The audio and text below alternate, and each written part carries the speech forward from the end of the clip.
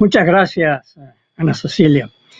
Eh, yo voy a utilizar mis diapositivas, están en inglés, pero siguiendo el ejemplo de Ana Cecilia y de Carlos, voy a dar mi presentación en castellano. Carlos, que bien conoce mi interés por la historia, ¿puedo tener la anterior? La anterior, por favor. Ok. Carlos, que bien conoce mi interés por la historia, me pidió que hablara sobre las lecciones aprendidas de las epidemias del pasado y me surgió el título de la presentación, que hemos aprendido de las epidemias del pasado, de la historia a la realidad. Pero quizás solo quisiera aclarar que la historia también es realidad y es mucho lo que podemos aprender de ella. La próxima, por favor. Próxima. Next. Okay. En este sentido, quisiera comenzar parafraseando un comentario del filósofo danés Søren Kierkegaard.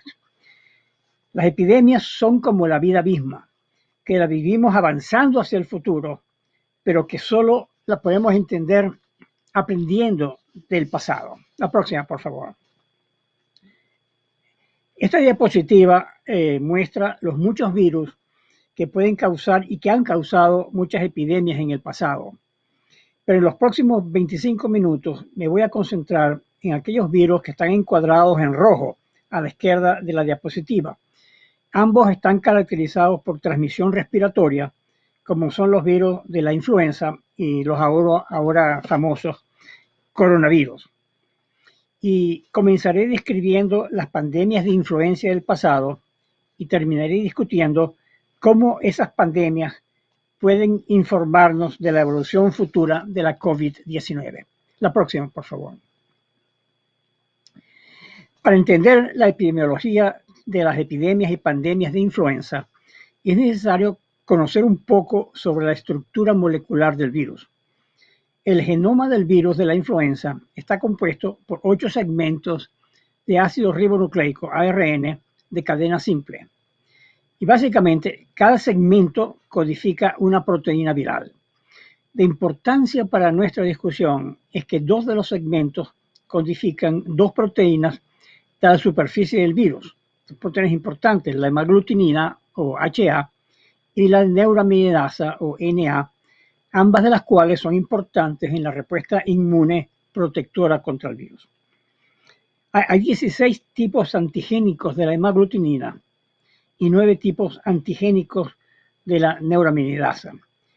Y los tipos antigénicos de esas proteínas se usan para clasificar las diferentes cepas del virus, que se conocen, por ejemplo, como influenza H1N1, H2N3, etc.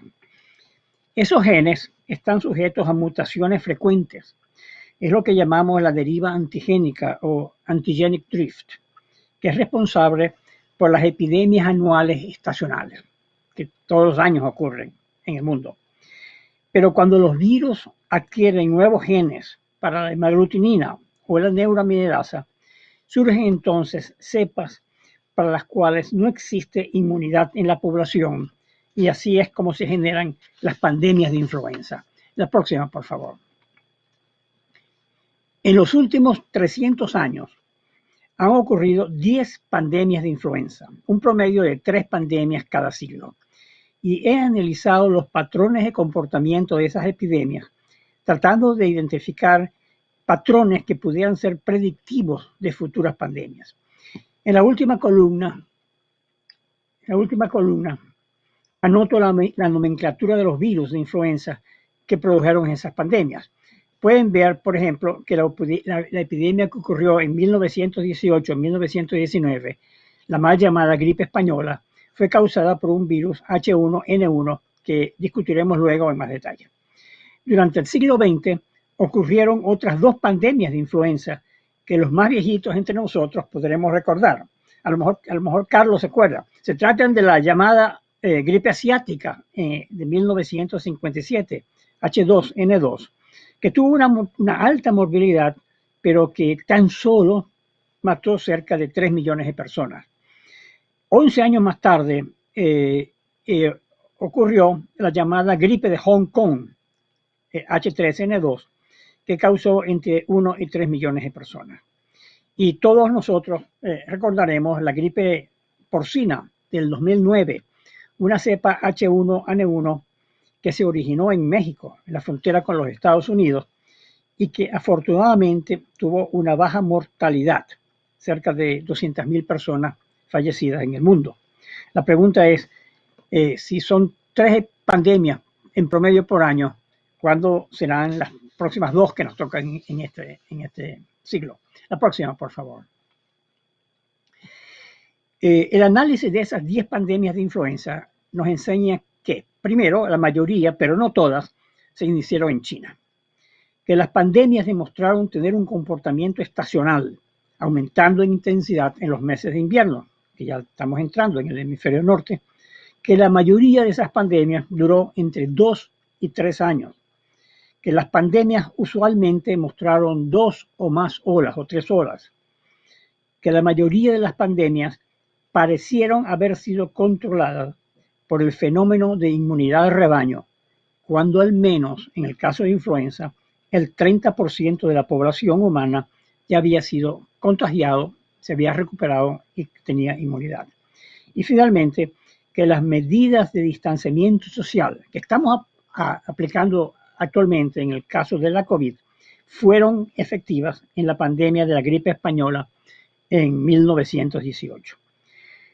En este caso, la gran pregunta es si la actual pandemia de la COVID-19 seguirá el mismo patrón de comportamiento que las epidemias de influenza del pasado. En la próxima, por favor. Ahora quiero revisar con ustedes la pandemia de la gripe española de 1918-1919. Los primeros casos se reportaron no en España, sino en un campamento militar en el estado de Kansas, en los Estados Unidos, en marzo de 1918, y rápidamente la epidemia se expandió por todos los Estados Unidos. En abril de ese año, o sea, un mes más tarde, el virus fue llevado a Europa por los soldados americanos que viajaron a Francia para participar en la Primera Guerra Mundial. España, que no era un país beligerante durante la Primera Guerra Mundial, fue el primero, por no tener censura de la prensa, en reportar la epidemia, y por eso se le dio el nombre de española. Pero en realidad era la gripe americana.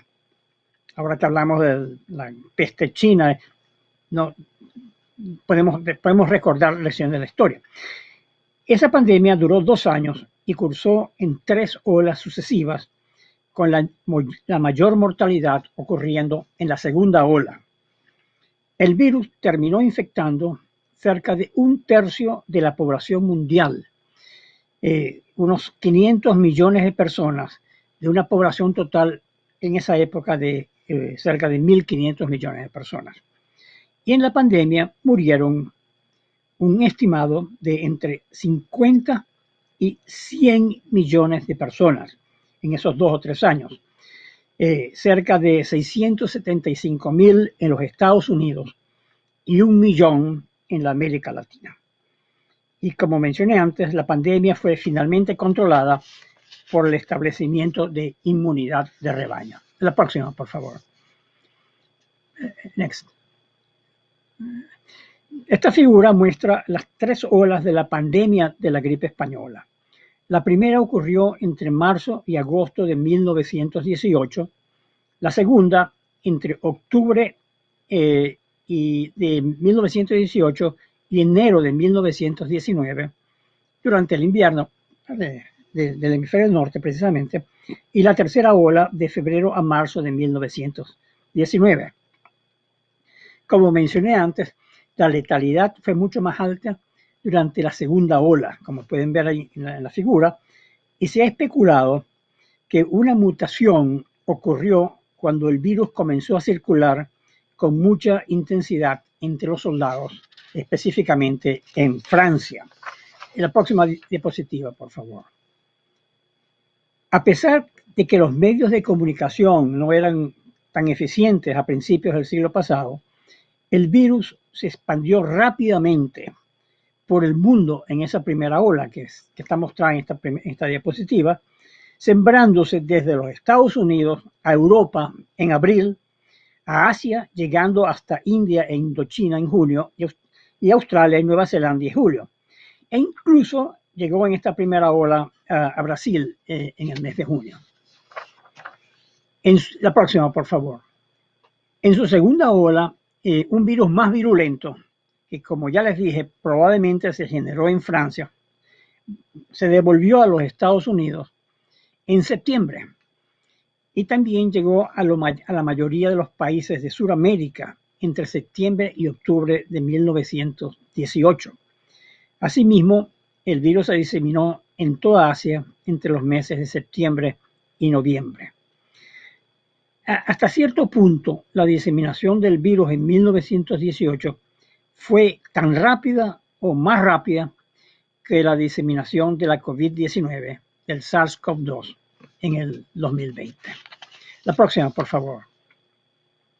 Un aspecto interesante de la pandemia de la gripe española fue que afectó no solo a los más jóvenes y a las personas de mayor edad, como demuestra la curva que describimos en U, que es en azul, que es lo que ocurrió en la pandemia previa de influenza de 1889 a 1891. Y ese es el gráfico normal de mortalidad por influenza, entre los más jóvenes y entre los de edad más avanzada. En la pandemia de la gripe española hubo un tercer pico de mortalidad, en rojo, entre adultos jóvenes, produciendo lo que llamamos una curva en forma de W.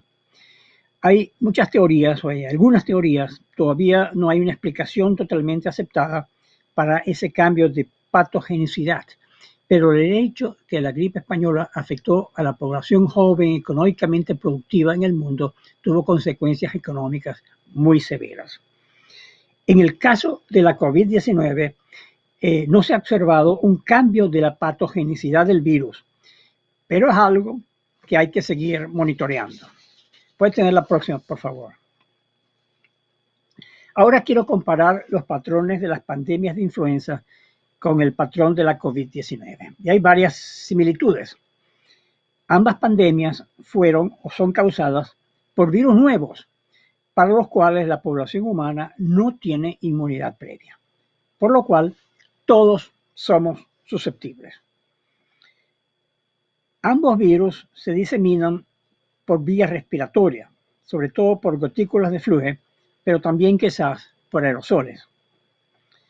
En ambos casos hay transmisión por asintomáticos, lo cual contribuye a la diseminación de la epidemia. Y ambos virus son capaces de infectar millones de personas viajando rápidamente alrededor del mundo. Esas son las similitudes, pero también hay ciertas diferencias. El agente de la COVID-19, el SARS-CoV-2, es mucho más estable genéticamente que el virus de la influenza y las mutaciones serían mucho más raras, de manera que no esperamos una mutación importante que altere la capacidad de producción de enfermedad o las respuestas a vacunas. Pero hay que estar vigilante porque eso siempre puede ocurrir. El periodo de incubación del COVID es más prolongado y eso favorecería la transmisión del virus porque las personas presintomáticas, no sabiendo que están infectadas, pueden estar transmitiendo el virus.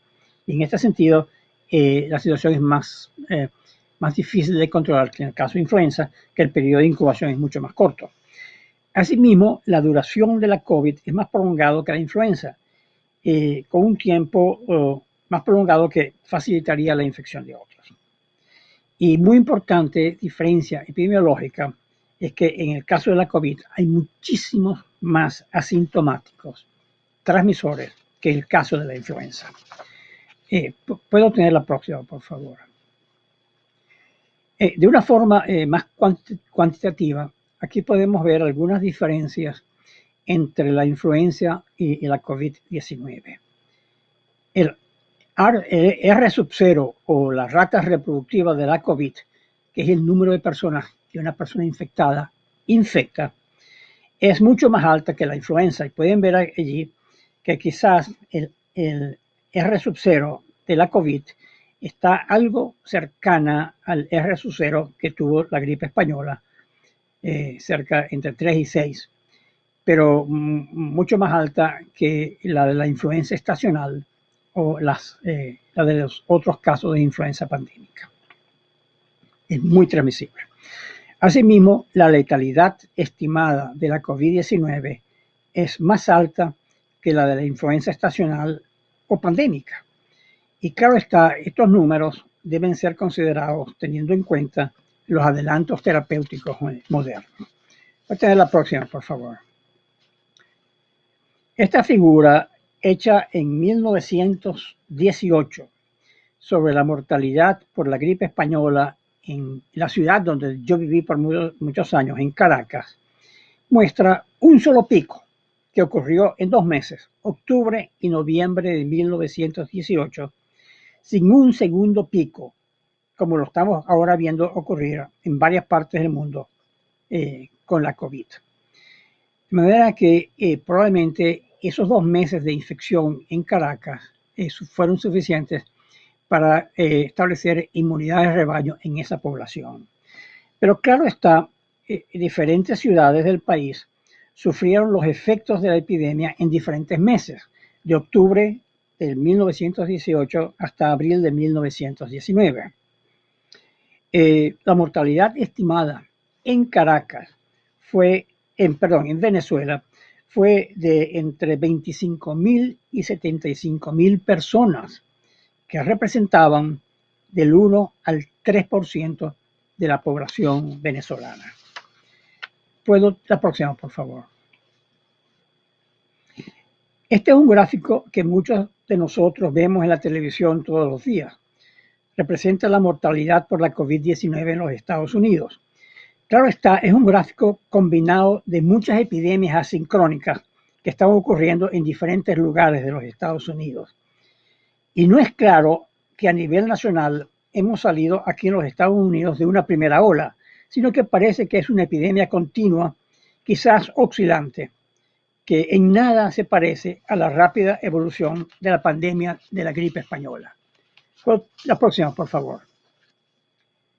La próxima. Next. Sí. La segunda ola es más evidente en los países europeos, y de esto es una diapositiva que saqué del internet. Pero quizás es algo que no representa la historia natural de la epidemia de la COVID, sino más bien representa el efecto de las medidas preventivas y su relajamiento prematuro antes de que se haya cortado la cadena de circulación del virus. La próxima, por favor. Es evidente que la diseminación de la COVID-19 entonces no se parece a la diseminación de la gripe española en 1918. Es como una gran primera ola que lentamente va afectando a la mayor parte de las regiones del mundo, como podemos ver en la diapositiva. La próxima diapositiva. Y hablemos de máscaras. En el lado izquierdo de la diapositiva muestra una foto de la policía de Seattle, una ciudad donde yo viví por muchos años, en 1918. Y el lado derecho es una foto de este año de cualquier lugar del mundo. O sea que volvemos a practicar las medidas de prevención que comenzamos a aprender hace 100 años. Puedo tener la próxima diapositiva. Esta es una gráfica muy importante que compara la intensidad de la gripe española en 2 ciudades americanas que implementaron medidas de distanciamiento social. En Filadelfia, que es el gran pico amarillo, las medidas de distanciamiento social se tomaron tardíamente, cuando ya el virus estaba sembrado en la población, y entonces vemos que la epidemia alcanzó una alta intensidad. Pero por otro lado, en San Luis, que es esto en azul, las medidas de distanciamiento social se instauraron muy tempranamente y eso logró disminuir la intensidad de la epidemia. En realidad, para usar la terminología moderna, la introducción temprana de medidas de distanciamiento social lograron aplanar la curva. Estoy hablando de hace más de 100 años. La próxima diapositiva, por favor. Cuando se estudiaron las medidas aplicadas en 1918 y 1919 en los Estados Unidos, se encontró que durante la pandemia de la gripe española, la cuarentena, que eufemísticamente llamaban en esa época secuestro preventivo, era efectivo solo cuando cumplía tres condiciones. Inicio temprano, como lo vimos en Filadelfia o San Luis, implantación a gran escala, incluyendo el cierre de las escuelas, iglesias, teatros, etcétera, no excepciones. Y tercero, suficiente duración. Si la cuarentena se interrumpía prematuramente, no se obtenían los resultados esperados. Y lo mismo parece ser cierto en el caso de la COVID-19, aunque hay que aceptar que la duración más prolongada de la pandemia de la COVID-19 hace más difícil la implementación de estas medidas de cuarentena. La próxima diapositiva. Próxima, por favor. Sí. Es muy difícil predecir cuál será la evolución futura de la pandemia de la COVID-19. En este gráfico del grupo de Michael Osterholm, yo favorecería el segundo escenario, con una gran ola a finales de este año, en el invierno de este año, y con una gradual disminución de la intensidad de la pandemia en el próximo año o dos.